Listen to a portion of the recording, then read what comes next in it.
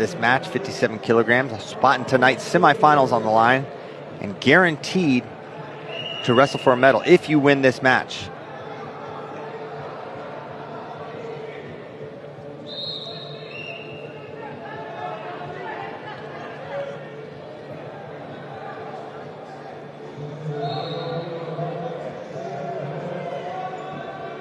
Another shot from Алмаз, but well defended by Егоров, who is on the shot clock.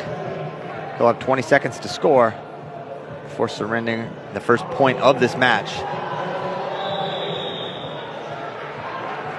And now double leg. And 5 now. And another turn, extending the lead, 12-5.